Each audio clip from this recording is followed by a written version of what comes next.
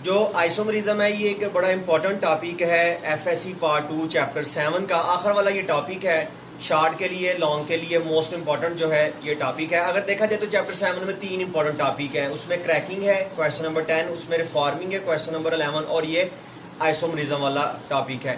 Isomerism की हम definition करते हैं, compound having same chemical formula but different structure formula are called isomer to each other and this phenomena is known as isomerism. इसी chapter के शुरू में हम ये पढ़ते हैं कि फ्रेडरिक वुलर ने अमोनियम सायानेट से जो है वो यूरिया बनाया। तो अमोनियम सायानेट और जो यूरिया है इनमें नंबर ऑफ एटम सेम है लेकिन कनेक्टिविटी में इनका डिफरेंस है, इसलिए दोनों केमिकली फिजिकली दो डिफरेंट कंपाउंड है और ये दोनों एक दूसरे के आइसोमर है। आइसोमर जो है, जो पहले 3 मेंबर हैं अल्केन के, मीथेन, इथेन, प्रोपेन, इनका कोई आइसोमर नहीं होता क्योंकि ये हैं ही बड़े सिंपल। इनमें कनेक्टिविटी में आप चेंज नहीं कर सकते, इनमें आप एटम की अरेंजमेंट चेंज नहीं कर सकते। अगर चेंज करेंगे भी तो कोई फर्क नहीं पड़ेगा, वो सेम ही रहेंगे। आइसोमर शुरू होते हैं ब्यूटेन से। ब्यूटेन के 2 आइसोमर हैं, एन ब्यूटेन और आइसोब्यूटेन। क्वेश्चन नंबर ये 6 है कि draw the structural isomer of butane. तो एक एन ब्यूटेन है और एक आइसोब्यूटेन है। एन ब्यूटेन क्या है कि नॉर्मल ब्यूटेन है, 4 कार्बन 2 एंड है। किसी एंड से भी आप चले दूसरे एंड तक आप जाएंगे तो चारों के चारों कार्बन आपकी सिलेक्शन में आ जाएंगे। दूसरा आइसोब्यूटेन है, उसके 3 एंड है। अगर आप किसी एक एंड से चलें दूसरे एंड तक जाएं तो एक एंड आप जो है वो सिलेक्ट नहीं कर सकेंगे, वो कार्बन की चेन, वो मिथाइल ग्रुप CH3 बाहर रह जाएगा आपकी पेरेंट चेन से, तो उसको हम कहते हैं आइसोब्यूटेन। इसी तरह से जो पेंटेन है उसके 3 आइसोमर हैं, ये भी एग्जांपल यहाँ पे दी गई है, एन पेंटेन, आइसोपेंटेन और नियोपेंटेन। इसी तरह से हेक्सेन जो है उसके 5 आइसोमर है। ये चैप्टर नंबर 8 का ये क्वेश्चन है कि draw all the possible isomer of hexane. Number of carbon atom बढ़ते जाएंगे तो आइसोमर जो है वो भी बढ़ते जाएंगे। और यहाँ पे ये भी मेंशन है कि अगर आपके पास किसी मॉलिक्यूलर कंपाउंड में 30 कार्बन आ जाएंगे तो you can draw there 4 billion isomers. आप 4 बिलियन से ज़्यादा जो है जो हमारे पास है, इसको ट्राइडिकेन हम कहेंगे, उसके स्ट्रक्चर आप जो है वो ड्रा कर सकते हैं। इसमें कोई लीनियर रिलेशन नहीं है। कुछ टीचर यहाँ पे बच्चों को फार्मूला बता देते हैं पर वो फार्मूला जो है वो एप्लीकेबल नहीं है, उसकी एक लिमिट है। कुछ मॉलिक्यूल को जस्टिफाई कर देता है, बाकी को वो जस्टिफाई नहीं करता। तो जो आइसोमर है इसकी अब 2 टाइप्स हैं, एक स्ट्रक्चरल आइसोमर है और एक हमारे पास जो है वो ज्योमेट्रिकल आइसोमर है।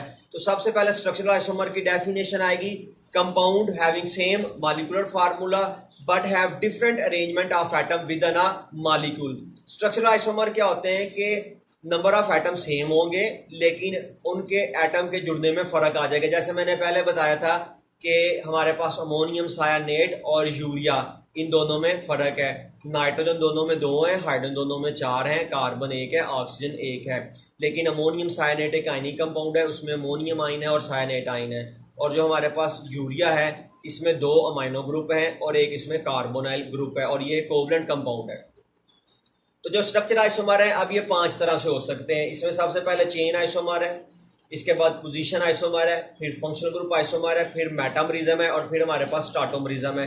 तो जो भी आइसोमर में बच्चे आमतौर पे गलती ये करते हैं कि आइसोमर की डेफिनेशन लिख के ना, मसलन पोजीशन आइसोमर की उन्होंने डेफिनेशन लिखी है, चेन आइसोमर की डेफिनेशन लिखी, आगे सिर्फ एक ही मॉलिक्यूल ड्रा करते हैं।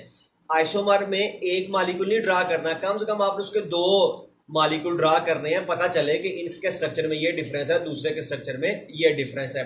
तो सबसे पहले चेन आइसोमर, ऐसे कंपाउंड जिनका मॉलिक्यूलर फार्मूला सेम है लेकिन उनकी कार्बन चेन में फर्क है, जैसे n butane, isobutane. N butane 4 की चेन है और आइसोब्यूटेन जो है वो आपके पास 3 की चेन है क्योंकि वो 2 मिथाइल प्रोपेन है। इसी तरह से पेंटेन की आपने एग्जाम्पल कोड करनी है तो आपको 3 उसके आइसोमर बनाने पड़ेंगे। एन पेंटेन, आइसोपेंटेन जिसमें 4 की चेन रह जाएगी, एक CH3 नीचे चला जाएगा, और नियोपेंटेन जो 2,2 डाई मिथाइल प्रोपेन है जिसमें 3 की चेन है और 2 मिथाइल ग्रुप जो है वो साइडों पे। आइसोमर, पोजीशन आइसोमर ये होते हैं कि compound having same chemical formula but have different position of functional group with in a molecule.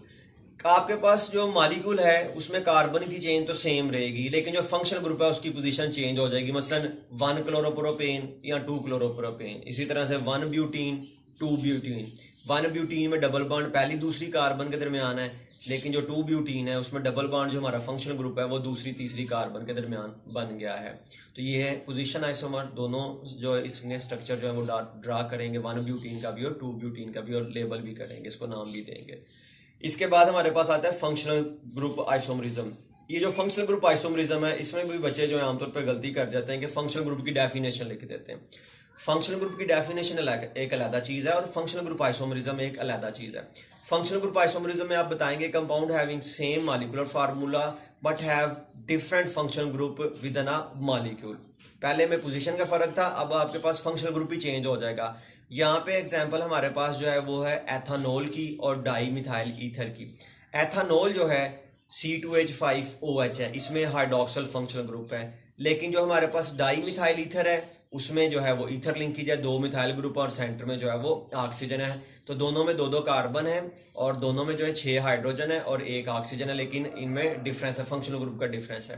इसके बाद है metamerism, compound having same molecular formula but had different carbon chain on both side of functional group. Metamerism जो है ये उन molecule के लिए मखसूस है जिनमें फंक्शनल ग्रुप के दोनों साइडों पे कार्बन चेन आती है, बाकी के लिए ये नहीं है। तो मेटामर में क्या है, डाई जो है ना हमारे पास इथाइल ईथर है और मिथाइल एन प्रोपाइल ईथर है। अगर आप देखें तो एक में 2-2 कार्बन है और एक में 1 कार्बन और 3 कार्बन। अब यहाँ पे भी बच्चे गलती करते हैं। बच्चे क्या करते हैं जी कि बच्चे ना मेटामरिज्म में एग्जाम्पल देते हैं methyl ethyl ether, methyl ethyl ether, एक साइड पे 1 कार्बन, एक साइड पे 2 कार्बन, और फिर दूसरा स्ट्रक्चर बनाते हैं, एक साइड पे 2 कार्बन, एक साइड पे 1 कार्बन। ये इसकी एग्जाम्पल ही नहीं, ये दोनों सेम है। तो डिफरेंस होना चाहिए। जो हमारे पास डाई इथाइल ईथर है और मिथाइल एन प्रोपाइल ईथर है, ये इसमें फर्क है, इसमें कार्बन की चेन का फर्क है। या कीटोन की एग्जांपल आ सकती है कि आपके पास जो है वो 2 पेंटानोन है और आपके पास 3 पेंटानोन है। तो एक में जो है वो एक साइड पे 1 मिथाइल ग्रुप है, दूसरी साइड पे 3 ग्रुप है और साथ में कार्बोनाइल है, और जो दूसरा उसमें दोनों साइडों पे 2-2 ग्रुप है, यानी कि थाइल इथाइल और सेंटर में कार्बोनाइल ग्रुप है। टाटोमरिज्म, टाटोमरिज्म जो है ये बनते हैं इंटरनल शिफ्टिंग ऑफ प्रोटॉन से, विद इन अ मॉलिक्यूल जो है वो प्रोटॉन शिफ्ट हो जाता है। इसमें कीटो और इनोल की एग्जांपल आती है कि आपके पास एसीटोन है, उसमें से एक अल्फा हाइड्रोजन जो है वो कार्बन अपने ही कार्बोनाइल ग्रुप के पास चला जाता है, तो वो इनोल में कन्वर्ट हो जाता है, ये OH बन जाएगा और डबल बॉन्ड नीचे आ जाएगा। यहाँ पे ज्विटराइन की एग्जांपल है कि अमाइनो एसिड में जो है ना वो इंटरनल शिफ्टिंग होती है प्रोटॉन से, जिसके